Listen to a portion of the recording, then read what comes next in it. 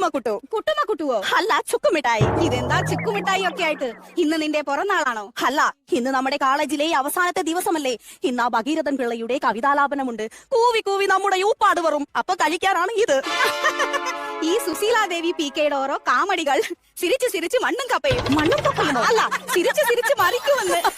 Sushila Devi P K, ഒരുപാട് നാളായി ഞാൻ നിന്നോടൊരു ചോദ്യം ചോദിക്കണമെന്ന് വിചാരിക്കുന്നു. ചോദിക്കിൻ. ഈ സുശീലാദേവി പി കെയിലെ പി കെ എന്താണ്?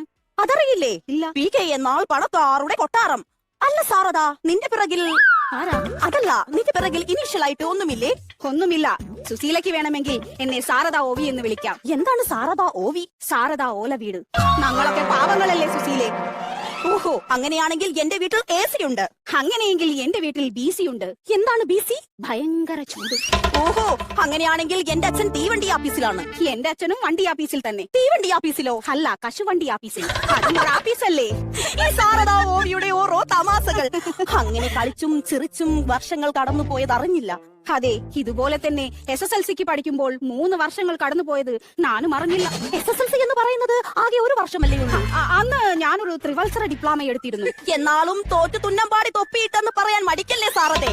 അങ്ങനെയാണെങ്കിൽ 6ാം ക്ലാസ്സിൽ പഠിക്കുമ്പോൾ കരപ്പൻ വന്ന് ഞാനും എടുത്തു ഒരു ദ്വിവത്സര ഡിപ്ലോമ.